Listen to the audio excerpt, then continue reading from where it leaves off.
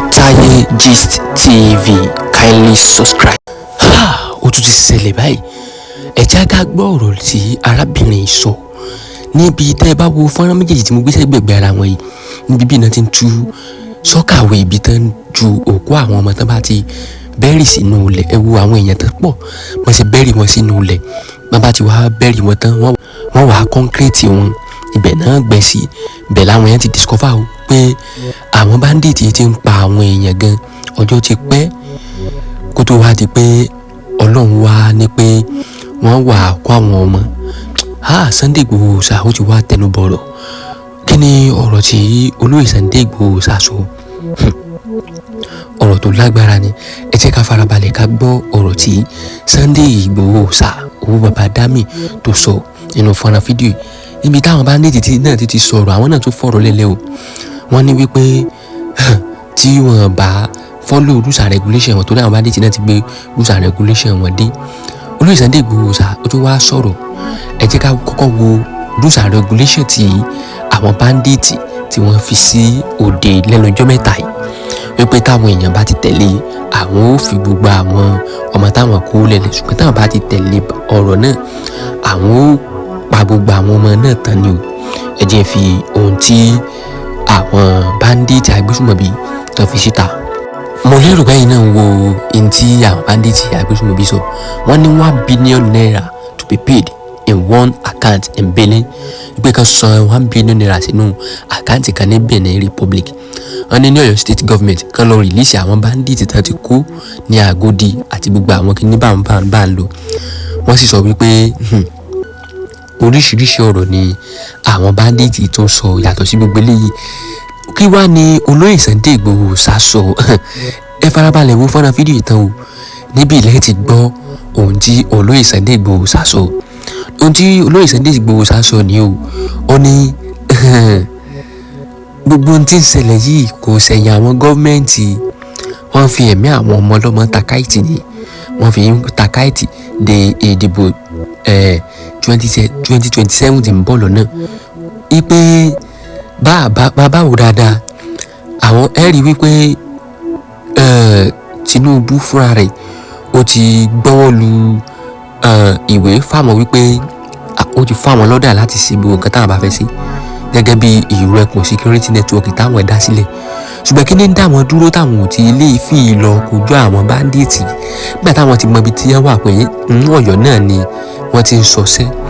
Kí wá ní ó dé tó dá wọn lọ́kù láti mọ̀ ètí lọ láti jọ yìí? Wọ́n ní lóòtítọ́ àti lódodo ni orílẹ̀-èdè pírẹsidẹ́ǹtì ààrẹ Tinubu ló ti fọwọ́ sí i, ṣùgbọ́n state government ìyẹn Ṣèyí Mákindé ó mà ń dọwọ́ wù, ó mà ní wípé àwọn ò gbọ́dọ̀ lọ́bẹ̀ kankan. Bá a bá wà lò ó lọ bá wà wò bọ́ dáadáa, ṣé ẹ wá rí wípé ó jọ gàté kò jọ gàté, ó ti ń padà fẹsẹ̀ méjèèjì jọra wọn.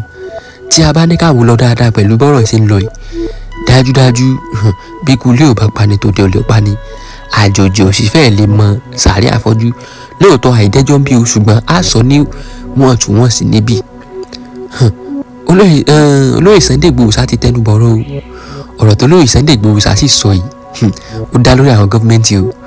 Ó dá nígbà tí orílẹ̀-èdè Nàìjíríà bá ń dàrú, tí ààrẹ pírẹsidẹ́ǹtì tó sì sọ pé kí Sunday Igboho Oòṣà kó lọ gbèjà wa, tí gómìnà Ṣèyí Mákindé, gómìnà ìpínlẹ̀ Ọ̀yọ́, tó wá ń dọwọ́ wí pé kò gbọ́dọ̀ lọ o, kò gbọ́dọ̀ sí kankan o, àìjẹ́ bẹ́ẹ̀ yóò fojú ba náà jọba sí. Ó ti fi hàn gbangba wípé àwọn tán mọ̀ ń pa kínní náà ń fẹnu ara wọn sọ̀rọ̀ yìí, torí wọ́n ti mọ̀ pé tí olóyè Sunday Igboho Oòṣà bá wọnú igbó lọ, dandan ni yóò kẹ́rù yóò kó gbogbo àwọn bandits tán. Náà ló fi fà tí Ṣèyí Mákindé tó fi ń tètè sọ fún un pé ọ̀gbẹ́ni má lọ tẹ́ o. Dájúdájú gbogbo wọn gan-an fẹ́ mọ̀ nípa bandits tí ń lọ yìí.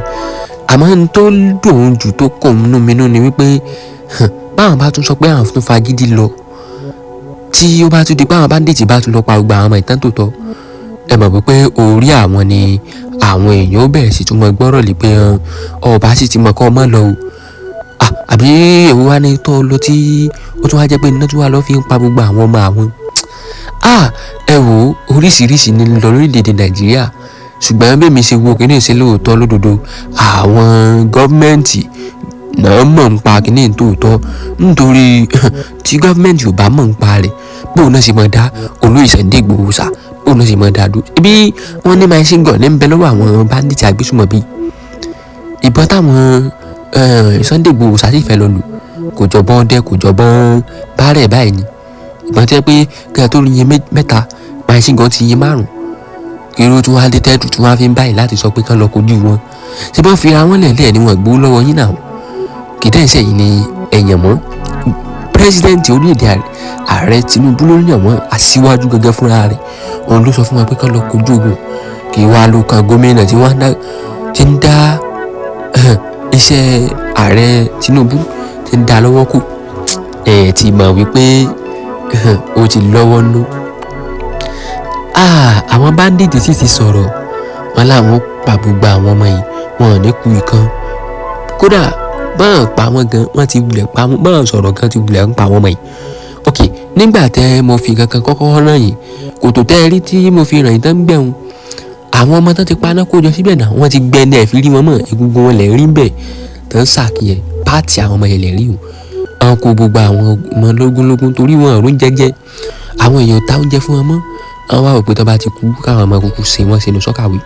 Ẹ wò ó ti di ojú lalákàfin sọrí nígbà tí gómìnà ìpínlẹ̀ tó ti sọ pé àwọn ò lè gbà kí olóyè Sunday Igboho sá lọ kojú ogun. Ẹ̀yà tètè mọ̀ wípé ẹni tó bá ti mú ó lọ nìyẹn o. Bó òkú gbé ńlọrọ̀ tí àwọn gómìnà ń sọ yìí o. Ìwọ tó bá yà ti yá ẹlẹ́mìí ara rẹ lò tó fẹ́ jẹ́ fi ọ́ ṣe political career, yá tètè kọ́mọ rẹ. Àsìkò yìí sọmọ àsìkò téèyàn ń kọ́mọ lọ school, wàhálà ẹ̀yin òbí náà pọ̀. Dandan ní ẹ̀mí tí ń bẹ láyé ní lọ school o. Ẹ̀mí tí ń bẹ láyé ní lọ school. School àwọn kìíní fo ara ṣe ẹni mọ̀ pé bẹ́ẹ̀ ni population wà. Ìwọ tó bá wá lẹ́mìí ara rẹ lò, yá tètè ṣe kíni kó kọ́mọ rẹ, kó yá mọ́ kọ́ ní lẹ́sìn kẹjẹwẹrẹ kó máa kọ́ nílé náà títí dìgbà tí gbogbo fi lójútùú. Ẹ mọ̀ pé lálá tó lókè ilẹ̀ náà ní ń bọ̀. Bandit ò lè kó àfógún ọdún. Ẹni tí ń tán lọ bí ogún ọdún ni gbogbo ẹ̀ náà ní ó padà lójútùú. Fún dìgbà náà ẹ̀yà tètè fọmọ yín lé ọmọ tẹ́ ẹ bá fẹ́ mọ rí pẹ́ ẹ fi lé o. Tẹ́ ẹ bá sì ní ẹ̀mí wọn lù ẹ jẹ́ ọmọ lọ sùkúù kan kidnap wọn lọ nìyẹn o. Bẹ́ẹ̀ gbọ́ bókú òkú gbé ọlọ́ntì ẹ̀ nìyẹn. Ẹ̀yin tí wá lórí Ojutaaye TV ẹ má gbàgbé láti subscribe o, nítorí ìròyìn yìí ń bọ̀ lọ́nà. Ìròyìn sì ń bọ̀ lọ́nà o nípa gbogbo àwọn nǹkan tí àwọn bandits tó ń gbé gbòdì kọ̀ọ̀kan tó fẹ́ ṣe. Nítorí àwọn ọmọ kan ti kú sọ́dọ̀ wọn gan. Ẹ wò bandits ó ti dọkọ fórílẹ̀-èdè Nàìjíríà báyìí.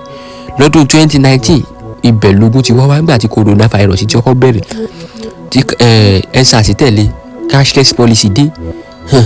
Ṣàìmọ̀ wọ́n tún yọ owó lọ́wọ́ subsidy. Gbogbo ẹ̀ ló wá dé báyìí nísìnyí ọdún 2026 ní ọwọ́ àdọ́dún bandits báyìí o. Ọlọ́run ní jẹ́ kí bandits kó èmi o, kò ní kó wọ, kò ní kó gbogbo ojú tí ń wò wá. Ẹ má gbàgbé láti subscribe o. Àní dẹran bandits o.